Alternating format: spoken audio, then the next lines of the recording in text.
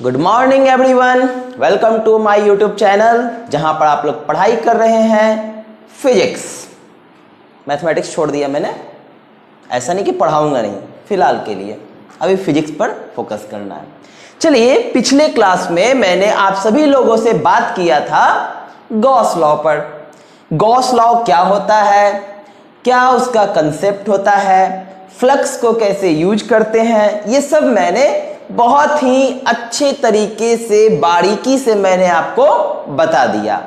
जिनको भी नहीं मालूम वो जाकर के प्रीवियस वीडियो को देख लें, तभी यहां पर आए एप्लीकेशन ऑफ गॉस लॉ पढ़ने के लिए।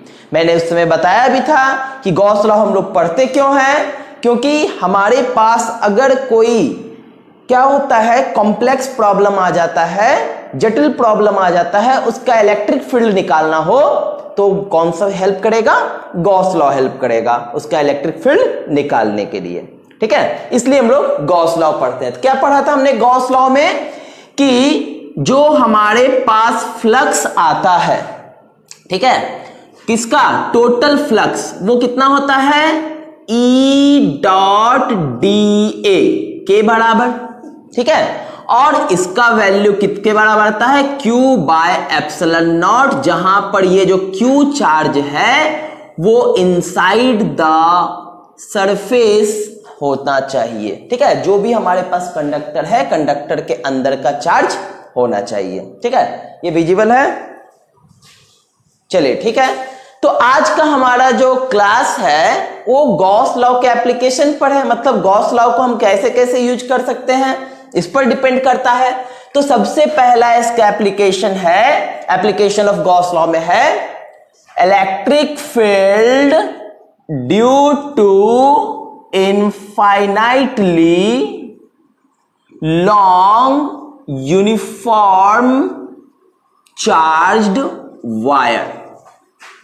ये है हमारे पास पहला एप्लीकेशन कि एक हमारे पास चार्ज्ड वायर है। कैसा चार्ज्ड है, यूनिफॉर्मली चार्ज्ड वायर है। ठीक है, और हमारे पास जो वायर है उसका लंबाई इनफाइनाइट है। इनफाइनाइट का मतलब हम उसको मेजरमेंट नहीं कर सकते हैं, या फिर हम ऐसे समझ सकते हैं कि इनफाइनाइट का बेसिकली मतलब क्या होता है कि हमारे हिसाब से जिसका लेंथ बहुत ज्यादा हो उसको इनफाइनाइट कहते हैं। जैसे कि एक छोटा सा एग्जांपल समझते हैं कि हम लोगों को कोई भी ऑब्जेक्ट, ठीक है, मान लिया जाए ये हम बोर्ड की बात करते हैं। ठीक, अगर इस बोर्ड पर हम एक छोटा सा ऑब्जेक्ट रख दें, चींटा, आंट, ठीक है, आंट को रख दें, आंट को ये बोर्ड कैसा दिखाई देगा, आंट को बोर्ड दिखाई देगा कैसा, इनफाइनाइट, क्योंकि जहां देखेगा हर जगह व्हाइट व्हाइट व्हाइट व्हाइट दिखाई देगा। ऐसे ही हम लोग क्या करते हैं, अगर शिप पर चढ़ के समुद्र के बीचों बीच पहुंच जाए, हमको कैसा दिखाई देगा, वाटर इनफाइनाइट दिखाई देगा, लगेगा उधर भी पानी है, इधर भी पानी है, इधर भी पानी है, हर जगह पानी है, कहीं लैंड है ही नहीं। तो यही चीज होता है इनफाइनाइट का मतलब, जिसको हम काउंट नहीं कर सकते, जिसको मेजर नहीं कर सकते हैं। आई बात समझ में? तो वहां पर भी हम एक रेफरेंस तय करते हैं कि इनफाइनाइट का मतलब क्या निकल करके आता है।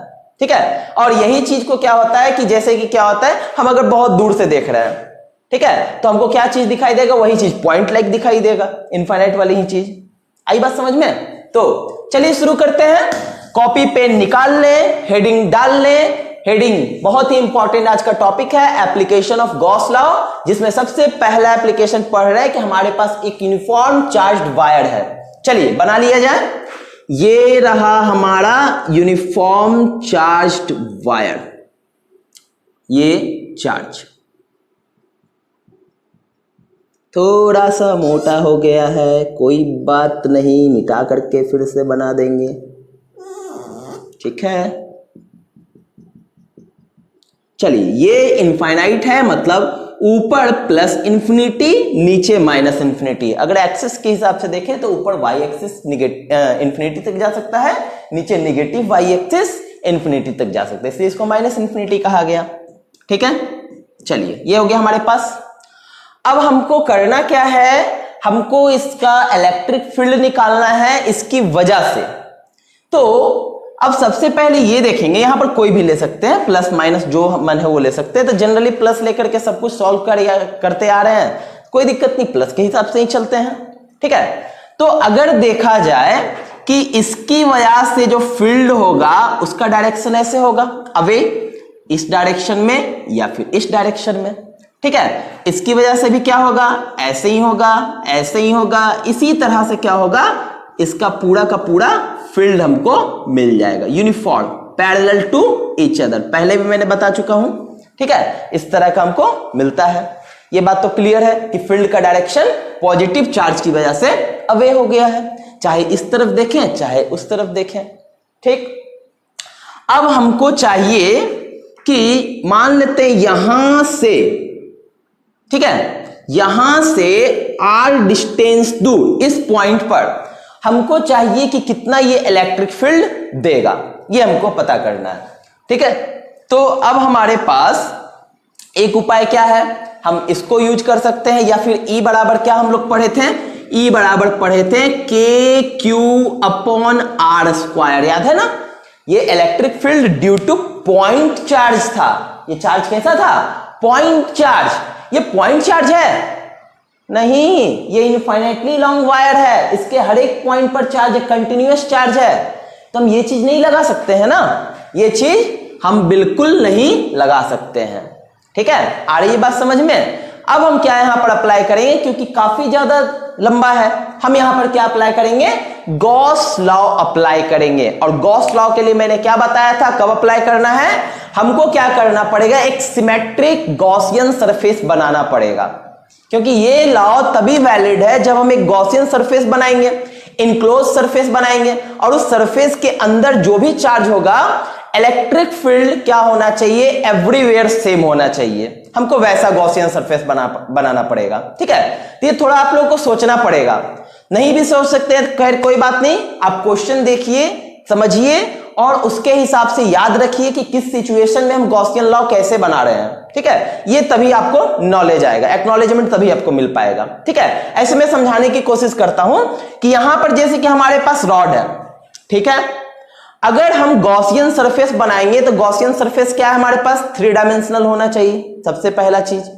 अब 3 डायमेंशन में क्या क्या आता है, क्यूब आ सकता है, क्यूबाइड आ सकता है, सिलेंडर आ सकता है, कोन आ सकता है, स्फीयर आ सकता है। इतना बात तो आप सब लोगों को पता होगा। अच्छा, अगर हम क्यूब की बात करें, अगर यहां पर क्यूब बनाएं, ठीक है, तो अंदर में जो वायर है, वायर तो क्यूब के शेप का नहीं होगा, वायर का शेप कैसा होता है, सिलेंड्रिकल होता है। ठीक है, तो बेटर क्या रहेगा इसका गॉसियन सरफेस बनाना, सिलिंड्रिकल फॉर्म में बनाना, ये ज्यादा बेटर रहेगा। चलिए इसको मिटा देता हूं, ठीक है, ताकि आसानी से दिखे आप लोगों को सब कुछ। चलिए, तो हम क्या कर रहे हैं, इसके चारों तरफ एक गॉसियन सरफेस बना रहे हैं। ये रहा, जितना दूर उधर उतना दूर इधर भी, ये हो गया, ये चलिए गॉसियन सरफेस बन गया। अब जरा देखा जाए अच्छे से इसको, सेम डिस्टेंस है दोनों तरफ, ये r, तो इधर भी कितना हो जाएगा, r हो जाएगा। ठीक है, और ये जो हमारे पास जो वायर है जिस पर चार्ज है, जितना उधर इलेक्ट्रिक फील्ड उतना ही इस तरफ इलेक्ट्रिक फील्ड, हो गया ना, सिमेट्री आ गया ना। अब यहां पर हम क्या कर सकते हैं, गॉसियन सरफेस ले लिए, तो हम क्या किए, हम सबसे पहले let us consider a Gaussian surface, हम क्या किए, एक गॉसियन सरफेस ले लिए, कैसा है, विच इज लाइक सिलेंडर, जो एक सिलेंडर के जैसा है। और हमको करना क्या है कि r डिस्टेंस पर फील्ड हमको फाइंड आउट करना है। ठीक है, तो फाइंड आउट करने के लिए हम लोग क्या लगाएंगे, गॉस लॉ लगाएंगे। अकॉर्डिंग टू गॉस लॉ, क्या कहा था गॉस लॉ हमारा, कि phi total equal to integration of E D A equal to Q inside अंदर का जितना टोटल चार्ज है, किसके अंदर, गॉसियन सरफेस के अंदर। गॉसियन सरफेस क्या बनाया हम यहां पर, सिलेंडर बनाया, तो सिलेंडर के अंदर कितना चार्ज है हमको ये देखना पड़ेगा, ठीक है, बाय एप्सिलॉन नॉट हमको ये करना है। तो इसको लगाने के लिए हमको सबसे पहले क्या निकालना पड़ेगा, हमको सबसे पहले निकालना पड़ेगा फ्लक्स निकालना पड़ेगा। अब याद कीजिए फ्लक्स का कॉन्सेप्ट 9th वाले शायद वीडियो में मैंने बताया होगा फ्लक्स के कॉन्सेप्ट के बारे में, या 10th वीडियो में, ठीक है, बताया होगा कि फ्लक्स कैसे निकालते हैं। तो फ्लक्स हमारा क्या होता है कि जो भी हमारे पास सरफेस है उसका सरफेस से जो भी परपेंडिकुलर की तरफ जो इलेक्ट्रिक फील्ड लाइंस क्रॉस करता है वही फ्लक्स बनाता है, ठीक है। तो हमारे पास सरफेस कैसा है, ये सिलिंड्रिकल है, तो कहां कहां से फ्लक्स निकलेगा, एक तो इस ऊपर वाले सरफेस से, सरफेस नंबर 1, एक इस नीचे वाले सरफेस से, सरफेस नंबर 2 इसको बना देते हैं, ठीक है, और एक ये भी तो इसका सरफेस है, ये वाला पोर्शन, ये वाला पोर्शन ये भी तो इसका सरफेस है, तो ये बना देते हैं सरफेस नंबर 3, 3 सरफेस है, ठीक है, और इधर भी तो सेम ही है, ठीक, इधर ले बात बराबर है। चलिए अगर हम पहले सरफेस की बात करें तो यहां पर अगर इलेक्ट्रिक फील्ड का डायरेक्शन देखें तो इस डायरेक्शन में होगा ना, इलेक्ट्रिक फील्ड का डायरेक्शन में तो कोई डाउट नहीं है, इलेक्ट्रिक फील्ड या तो इधर जाएगा या तो इधर जाएगा, ठीक है। तो यहां पर हमने इसकी वजह से देखा तो इलेक्ट्रिक फील्ड का डायरेक्शन ये है। अब बताइए कि इस सरफेस पर एरिया वेक्टर कैसा होगा, तो एरिया वेक्टर मैंने क्या बताया, कोई भी क्लोज सरफेस का एरिया वेक्टर उसके सरफेस के परपेंडिकुलर और अवे फ्रॉम बाहर की तरफ होता है, तो इस सरफेस के परपेंडिकुलर ये हो जाएगा इसका एरिया वेक्टर। कोई दिक्कत, अगर दिक्कत हो रहा है तो आप फ्लक्स के वीडियो को जरूर देखें कि फ्लक्स कैसे फाइंड आउट करते हैं, डायरेक्टली यहां पर है तो थोड़ा प्रॉब्लम हो सकती है, ठीक है, इसलिए फ्लक्स को जरूर देख लें, ठीक। चलिए कि जैसे कि हमारे पास ये सिलेंडर है, तो ये इसका ऊपर का सरफेस है, तो इसका एरिया वेक्टर का डायरेक्शन क्या होगा, इसके परपेंडिकुलर, और फील्ड कैसे है, इसके परपेंडिकुलर, दोनों एक दूसरे के म्यूचुअल परपेंडिकुलर है। सेम सिचुएशन यहां, फील्ड का डायरेक्शन ऐसे और एरिया वेक्टर का डायरेक्शन नीचे की तरफ, away from the surface, outward from the surface, क्या आ गया, फिर से 90 डिग्री पर आ गया। यहां पर देखते हैं फील्ड का डायरेक्शन इधर, अच्छा अब सरफेस हमारा देखिए कैसे है, अब सरफेस हमारा ऐसे है, ये वाला, ठीक है, तो एरिया वेक्टर इसके परपेंडिकुलर, यानी कि एरिया वेक्टर का डायरेक्शन भी सेम हो जाएगा, मतलब यहां पर एंगल का वैल्यू कितना बनेगा, थीटा, क्योंकि दोनों का डायरेक्शन कैसा है, सॉरी 0, दोनों का डायरेक्शन कैसा है, सेम है, ठीक है। अगर इधर भी बात करेंगे तो वही बात हो जाएगा ना, डीए और ई का डायरेक्शन सेम हो जाएगा, उससे कोई दिक्कत नहीं है, ठीक है। तो हमने क्या देखा ना कि फाई टोटल अगर हमको चाहिए तो हमको पहला नंबर, दूसरा नंबर और तीसरा नंबर, यहां का फ्लक्स और यहां का फ्लक्स, तीनों के फ्लक्स को ऐड कर देंगे, टोटल फ्लक्स मिल जाएगा, ठीक है, मिल जाएगा। चलिए पहला वाला का फॉर्मूले पे चलते हैं, पहला वाला का फ्लक्स निकालते हैं। तो फ्लक्स का वैल्यू हो गया हमारे पास integration of E D A cos theta, याद है सभी को, याद है, याद कर लीजिए, कॉस थीटा, थीटा का वैल्यू 90 डिग्री पहले केस में, दूसरे केस में आते हैं ई डी ए, यहां पर भी थीटा का वैल्यू 90 डिग्री प्लस, तीसरे केस में आते हैं E D A cos 0 degree, ठीक है, देखिए यहां पर 0 डिग्री तीसरे सरफेस पे, तो cos 90 का वैल्यू 0, cos 90 का वैल्यू 0, ये टर्म तो ऐसे ही खत्म हो गया, बचा हमारे पास लास्ट वाला, कितना हो जाएगा, ई डी ए cos 0 का वैल्यू 1, ये हो गया फाई टोटल, ठीक है।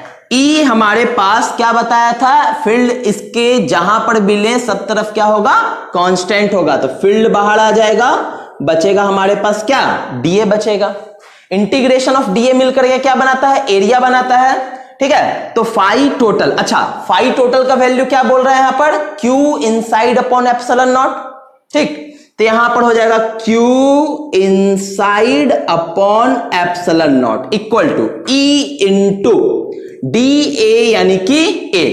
अच्छा ये मैंने क्या बताया था, याद है आप लोगों को, ये एरिया जो लेना था ये किसका लेना था, गॉसियन सरफेस का, ठीक है, ये एरिया किसका होता था? गॉसियन सरफेस का। गॉसियन सरफेस हमारा कैसा है? गॉसियन सरफेस हमारा एक सिलेंडर है। सिलेंडर का एरिया क्या होता है? 2 पाई आर एच। एच क्या होता है? सिलेंडर का हाइट। सिलेंडर हमने अपने मन से माना। चलिए मान लेते हैं कि इस सिलेंडर का जो हाइट है वो L है, ठीक है। तो हमारे पास कितना हो जाएगा? E into 2 pi R L, radius R, height L, 2 pi R L. ठीक, चलिए इसको हम यहां पर छोड़ देते हैं क्योंकि हमारे पास अभी चार्ज नहीं मालूम है कि इसके अंदर कितना चार्ज है, क्योंकि चार्ज तो इनफाइनाइटली बढ़ा हुआ है। ठीक है, अब चार्ज कहां से लाएंगे? तो आप लोग को याद होगा चार्ज डेंसिटी, तो यहां पर वन डायमेंशनल है, रॉड है ना, सिंपली एक रॉड है, पतला सा तार है कि नहीं? चार्ज वायर, पतला सा तार है, वन डायमेंशनल, सिर्फ इसके लेंथ पर है, तो इसके पास कौन सा चार्ज डेंसिटी होगा? लैम्डा। लीनियर चार्ज डेंसिटी क्या होता है? Q upon L। तो हमको कहां तक का लेना है? सिर्फ यहां तक का लेना है। मान लेते हैं यहां तक का चार्ज Q इनसाइड है, अंदर का सिर्फ हमको चाहिए, ठीक है। और पर यूनिट लेंथ, तो कितना लेंथ का चाहिए हमको? इतना लेंथ, L लेंथ का चाहिए। कितना हो जाएगा? Q इनसाइड अपॉन L हो जाएगा। तो यहां से बताइए कि Q इनसाइड का वैल्यू कितना आ जाएगा? ये आ जाएगा, आएगा ना, ये इसका वैल्यू आ गया, Q इनसाइड बराबर लैम्डा इंटू L। अब चलते हैं उस इक्वेशन में, फ्रॉम नंबर 2 Q इनसाइड का वैल्यू हो गया lambda L by epsilon not, उधर हो गया E इंटू 2 पाई R इंटू L। L से L मर गया, फाइनली हमारे पास आ गया E इक्वल टू कितना? 1 by 2 pi epsilon not into lambda by R। ये आया finally electric field due to infinitely long charge wire. ठीक है, आ गई बात समझ में? ये एकदम आसान था काम। ठीक, अच्छा एक बात यहां से देख सकते हैं, ये हमारा कांस्टेंट है, ये हमारा कांस्टेंट है, वेरिएबल क्या है हमारे पास? R, क्योंकि इस R का वैल्यू को हम चेंज कर सकते हैं। हम जो गॉसियन सरफेस इस R डिस्टेंस पर लिए हैं, इसका वैल्यू तो हम कुछ भी ले सकते हैं, ठीक है ना। तो इसको हम चेंज कर सकते हैं, मतलब R वेरी कर रहा है, इसका मतलब है इलेक्ट्रिक फील्ड जो है वो R के इनवर्सली प्रोपोर्शनल हुआ। तो इनवर्सली प्रोपोर्शनल होने की वजह से इसका ग्राफ कैसा आ जाएगा? इसका ग्राफ हो जाएगा कुछ इस तरह से, ठीक है। चलिए ये हो गया पहला, infinitely long uniform charge wire की वजह से इलेक्ट्रिक फील्ड कितना होता है, आपको समझ में आ गया होगा। काफी इंपॉर्टेंट है ये एप्लीकेशन, क्वेश्चंस जो होता है बोर्ड एग्जाम्स में आते रहते हैं, ठीक है। तो आपको यही काम करना है, फिगर बनाना है, बताना है कि गॉसियन सरफेस क्या लेना है, उसके बाद क्या करना है? गॉस थ्योरम अप्लाई कर देना है। टोटल फ्लक्स निकालते हुए लैम्डा यूज होगा तो लैम्डा, या फिर जो भी है सरफेस डेंसिटी यूज हो जाए, वॉल्यूम डेंसिटी यूज हो जाए, जैसा हमारे पास रहेगा उसके हिसाब से हम यूज कर लेंगे, ठीक है। तो इतना बात आप लोगों को क्लियर है? जल्दी से इसको नोट कर लें, स्क्रीनशॉट ले लें, जो मर्जी आपकी आप कर सकते हैं, ठीक है। चलिए